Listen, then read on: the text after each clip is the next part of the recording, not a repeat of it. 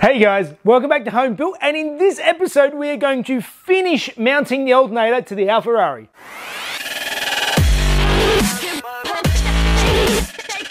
I started trying to make a mount for my alternator, so I made my mounting bracket. This is actually bolts onto the side of the engine. All I need to do is take my little mount that I made last week. But before I go ahead and mount this bracket to the mounting plate, what I was thinking is I need to actually have a bolt to bolt this together. A bolt that happens to have a shaft of 11 millimeters, and it has to be the exact right length and everything, and I could probably go and try and find one or order one, but I have a lathe, so I'm going to make one.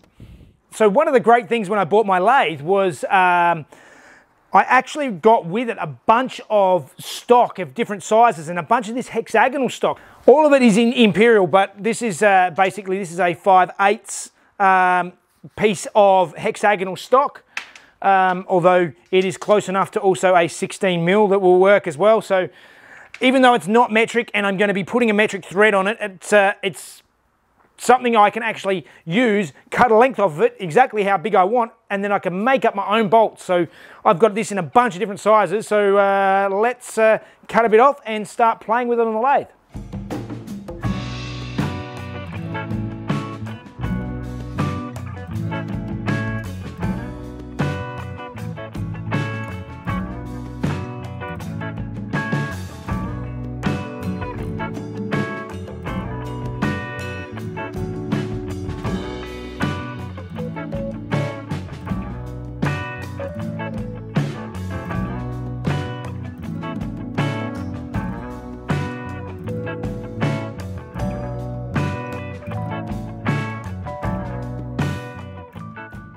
All right, I'm very slow on the lathe, but here is the basic start of my bolt. I need to tap the end of it.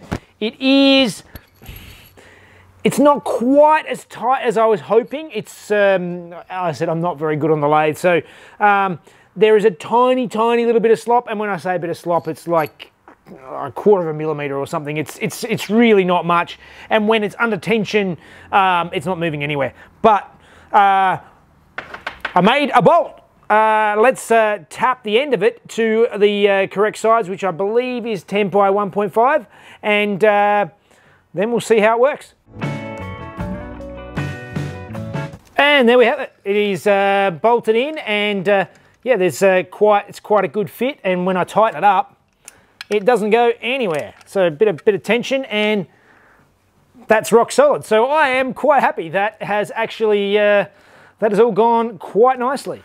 All right, I have my markings and I've triple checked it on the car. So this top edge that I said was perfectly perpendicular with these holes is not actually accurate. So what I did is, I know the holes are accurate. I've actually put the, I bolted this onto the car except with the bolts out slightly, and sat the ruler on top of the bolts and then scribed a line while it was bolted on, so I know exactly where this is going to be bolted on, and that line is accurate, and that is also about the height that I want the ridge of my little mounting piece to be welded on.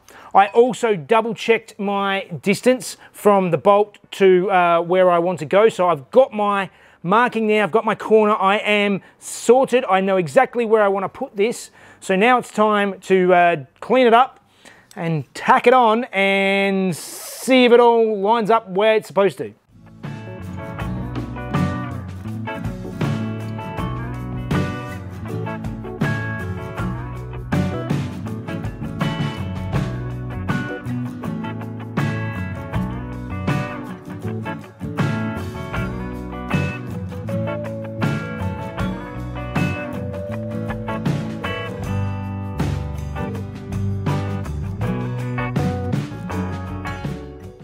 So with the alternator bolted up, the crank pulley lines up beautifully with the alternator. That is perfect.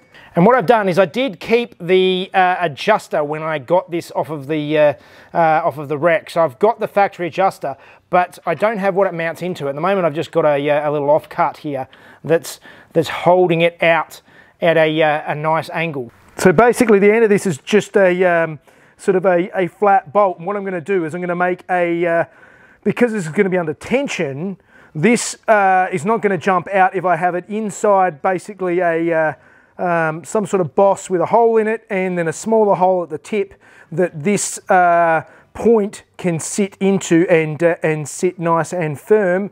And I can just weld that onto the base of this here, which is the base of the plate. So let's start making up a little boss to hold the tensioner and we should be good.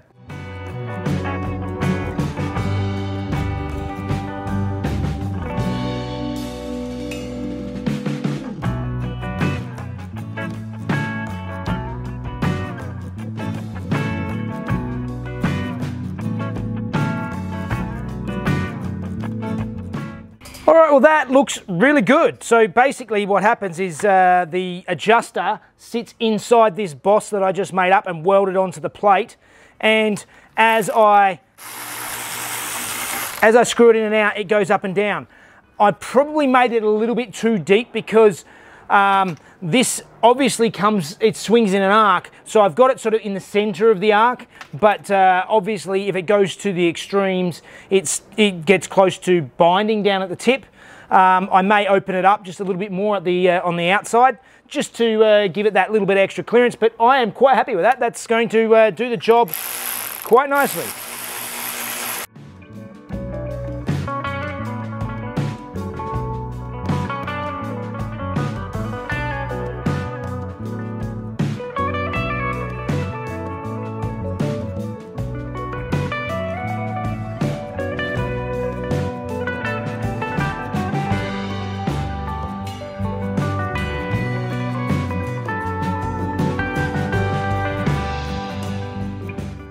All right, the alternator's installed now and I've got it all lined up. It looks really nice.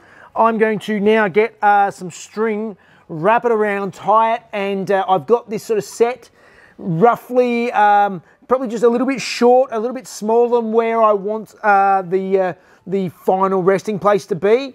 So I'll wrap it around and then I can take this down to Supercheap, go and see if I can find a belt that is the right size for what I need, and we'll chuck it on. So for some strange reason, Supercheap doesn't seem to keep in stock a belt for a Camry alternator to connect to a Ferrari engine.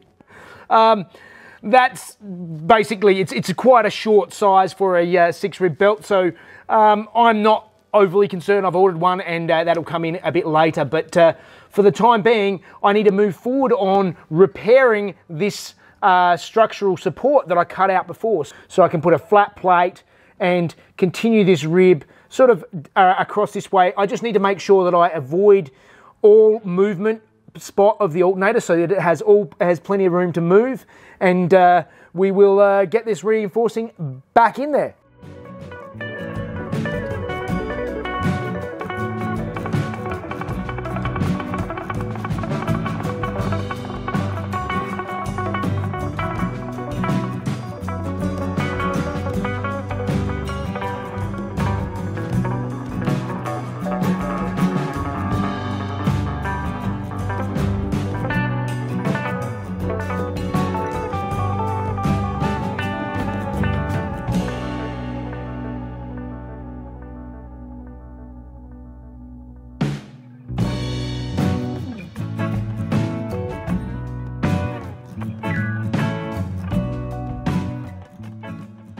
All right, that was a lot of CAD templating and backwards and forwards trying to work out a design that would add the structure that I need, that I've cut out, but also be enough clearance so the alternator can move through its whole path and the engine can move on its mounts and all the rest of it. And I've come up with these couple of bits and pieces. They're a bit odd looking, but they should do the job reasonably well. So what I'm going to do now is I'll just give them a bit of a clean up and then I'll start tacking them in, and it's going to be a matter of sort of tacking the whole thing together gradually as I go and see how it looks.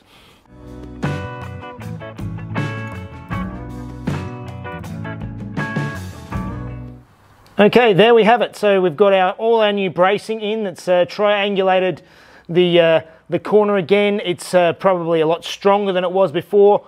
It's got extra folds, so it's yeah, it's definitely a nice strong replacement, and there's plenty of room for the alternator to move now. It's now mounted on its mounting bracket. It's all in there. It's all in line with the crank pulley, so I call that a big win. A lot of work, but that's a win. So that was a whole lot more work than I was expecting, but I really couldn't use the Ferrari alternator. The Ferrari alternator sits a long way out this side. I would have to take out all of the frame rails, and it would have been a big issue because the bracket holds the alternator off to the side, and it's obviously physically bigger. So that is not tucked nice and tight into the engine on the side there, and fits just right. I'm quite happy with how that works. I think it's going to do the job very well. But I am out of time for another week, so I guess that means it's time for Fun Facts with Mrs. Jeff.